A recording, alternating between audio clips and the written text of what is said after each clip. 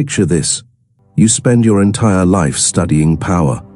You watch kings rise and fall. You counsel princes, negotiate with popes, and learn every trick in the political playbook. You become so skilled at understanding how power works that you write the manual everyone still reads 500 years later. And then, you lose everything. This is the story of Niccolò Machiavelli, a man who grasped the nature of political power better than perhaps anyone before or since, yet found himself utterly powerless when it mattered most. The teacher who became the cautionary tale, the master strategist who couldn't save himself. How does the architect of power become its victim? How does understanding everything about winning help you lose so completely? And why does this 500-year-old failure still have something urgent to tell us about leadership, ambition, and the price we pay for both? Tonight, we follow one man's journey from the heights of influence to the depths of exile and discover why his greatest defeat became his most enduring victory.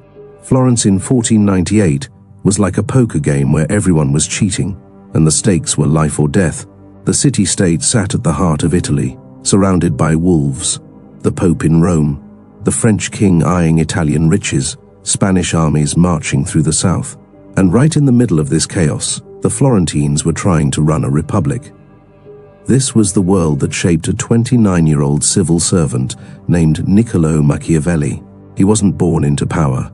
His family had money troubles. His father was a lawyer who struggled to pay his bills. But Niccolo had something more valuable than gold. He could read people like books. The rulers of Florence noticed. In 1498, they gave him a job that would change everything, second chancellor of the Republic. Suddenly, this middle-class nobody was sitting in rooms where kings' fates were decided. He was writing letters that could start wars or prevent them. He was learning the most dangerous lesson of all, how power really works. His first real education came from a man who terrified all of Europe, Cesare Borgia, the Pope's son. Imagine meeting someone who conquered cities before breakfast and had his enemies strangled by dinner. That was Cesare. Machiavelli watched him work, fascinated and horrified. Cesare taught him that nice guys don't just finish last in politics, they finish dead. Men judge generally more by the eye than by the hand, Cesare once told him. People believe what they see, not what's true. It was a lesson Machiavelli would never forget. For 14 years, Machiavelli danced between kingdoms. One week he'd be in France, convincing King Louis XII not to invade Florence. The next, he'd be negotiating with the Holy Roman Emperor. He saw how the great game was played. The bribes, the betrayals, the shifting alliances that changed faster than Italian weather. But his greatest pride was something Florence had never had before, a citizen army. While other cities hired mercenaries who fought like they were paid by the hour, Machiavelli convinced Florence to train its own people to fight. Your own arms are the only reliable defense, he argued. Men fighting for their homes fight harder than men fighting for gold.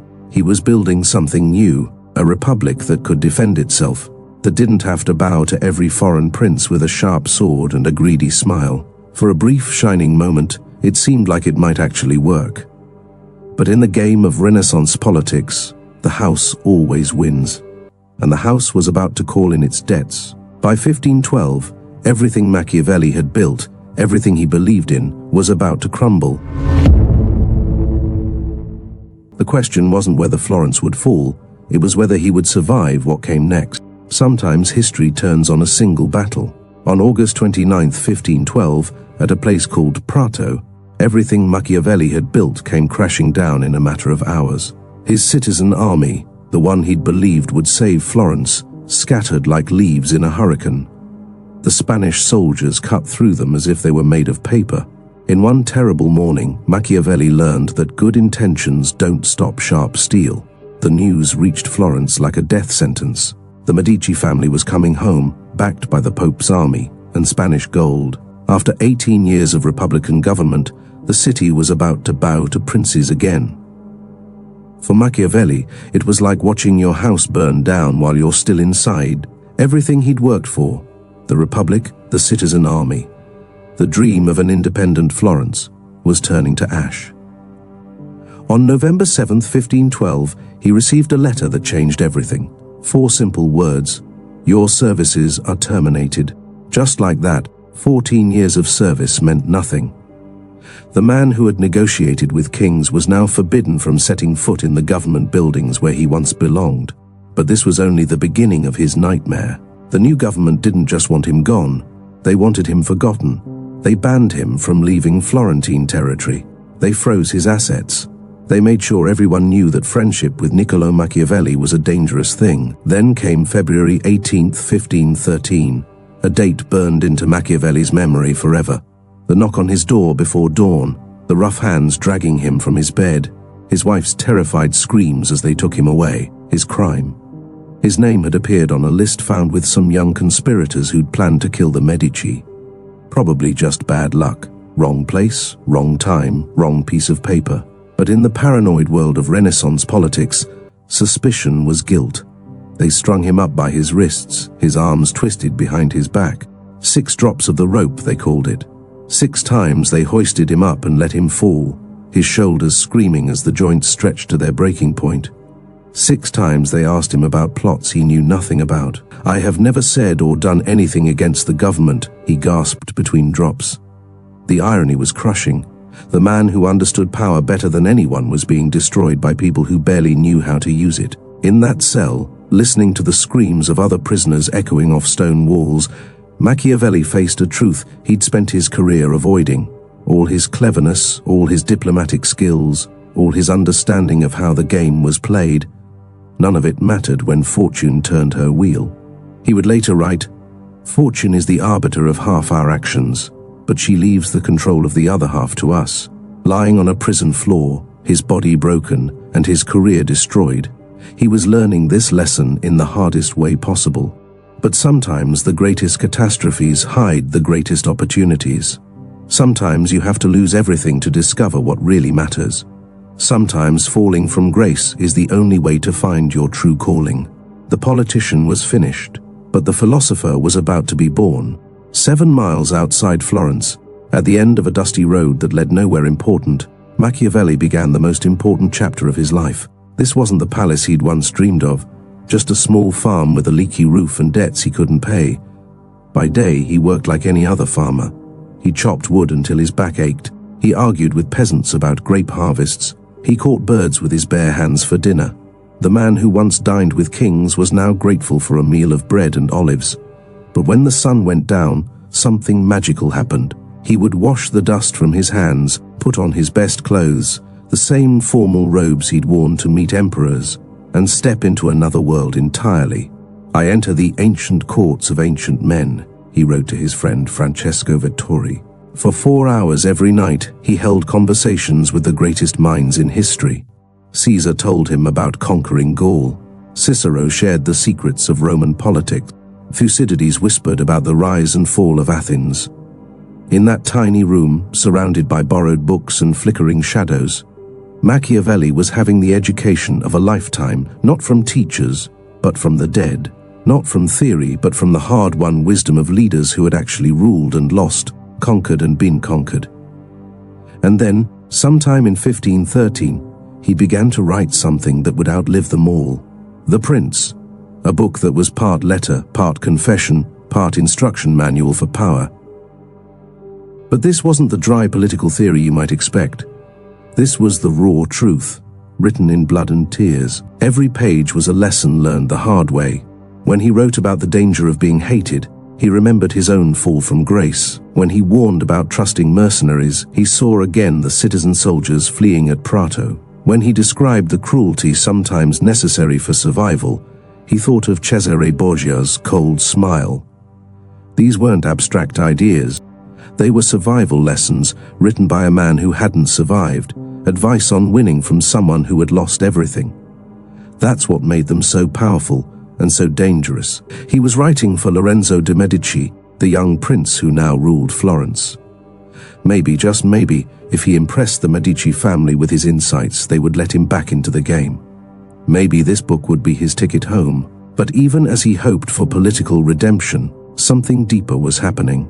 The failure that had broken his career was freeing his mind. No longer worried about offending patrons or protecting his position, he could finally tell the truth about how power really worked. In his exile, surrounded by vineyards instead of palaces, Machiavelli discovered something remarkable. Sometimes you have to lose your place in the world to find your voice. Sometimes being kicked out of the game gives you the perfect view of how it's really played. The politician was dead, but the philosopher had just been born, and his first child would shake the world. Lorenzo de' Medici never bothered to reply. The young prince, who was supposed to be impressed by Machiavelli's masterpiece, probably never even read it. The book that was meant to win back political favor sat ignored on a shelf, gathering dust. It was the ultimate insult to a man who had already lost everything, but history loves its ironies. While Machiavelli died in 1527, still hoping for a government job that never came, his ideas were already spreading like wildfire across Europe. Kings and queens who had never heard of Niccolò Machiavelli were learning his lessons. Catherine de' Medici kept a copy by her bedside. Frederick the Great of Prussia wrote notes in the margins. Napoleon carried it on his campaigns. The exile's voice had reached the very halls of power he'd been banished from. But here's where the story gets complicated.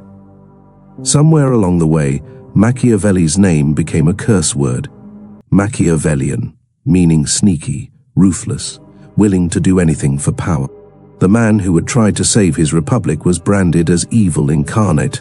It was a cruel twist of fate. Machiavelli hadn't invented political cruelty. He'd just been honest about it. He was like a doctor describing cancer, not creating it.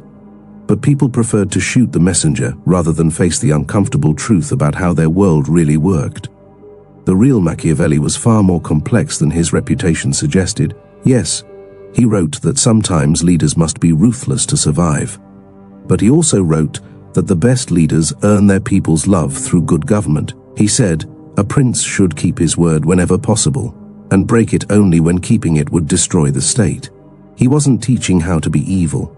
He was teaching how to be effective in a world where evil already existed. There's a difference between describing reality and endorsing it. Walk into any Capitol building today, and you'll see Machiavelli's lessons playing out in real time. Politicians who claim to be moral but make compromises behind closed doors. Leaders who know that sometimes being loved isn't enough.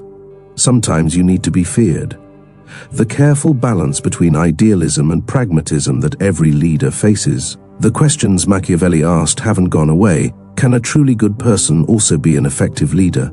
Is it better to be a saint who loses or a sinner who wins? When does necessary pragmatism become moral corruption? Maybe that's why his ideas have survived 5 centuries while the princes he wrote for are forgotten footnotes. Political systems change, but human nature remains constant.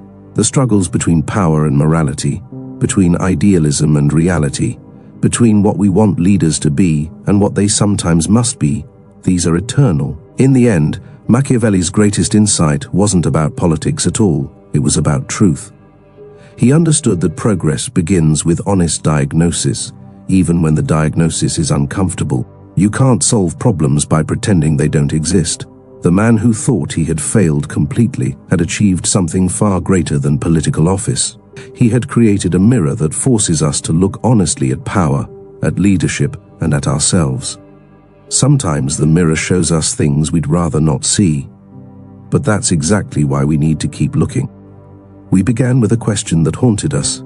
How does the master of political strategy become the victim of his own game? How does understanding everything about power lead to losing it completely? The answer, it turns out, was hiding in plain sight. Machiavelli didn't fail because he misunderstood power. He failed because he understood it too well. In a world built on comfortable lies about leadership and morality, he insisted on telling uncomfortable truths. His greatest insight came not from his years in office, but from his years in exile. Sometimes you have to lose everything to see clearly. Sometimes being kicked out of the game gives you the perfect view of how it's really played. Sometimes failure is just success wearing a disguise. The man who thought he had wasted his life had actually found his calling. He had become something more valuable than a successful politician. He had become a teacher, not the kind who lectures from podiums, but the kind who whispers hard truths that echo through centuries. His real legacy isn't a formula for gaining power. It's a mirror for examining it. He forces us to ask questions we'd rather avoid, What are we willing to sacrifice for our ideals? When does pragmatism become corruption? Can we change the world without being changed by it? These aren't academic questions. Every parent who disciplines a child they love, every manager who makes unpopular but necessary decisions, every person who chooses between being right and being effective faces the same dilemmas that broke Machiavelli's heart. Maybe that's why his voice still carries across 5 centuries of history. Not because he solved the riddle of power, but because he had the courage to admit there might not be a solution. Not because he made leadership easy, but because he showed us why it's hard. In the end, Niccolò Machiavelli discovered something more lasting than political office, more precious than royal favor. He found that some kinds of influence can't be taken away by changing governments or shifting alliances. Some victories only become visible in defeat. The man who fell from grace found something better than redemption. He found immortality, not the kind that comes from statues or monuments, but the kind that comes from asking questions so important that each generation must answer them anew. Perhaps that's his final lesson. Sometimes the greatest power comes not from winning the game, but from understanding it so clearly that your insights outlive the players, the rules, and the game itself.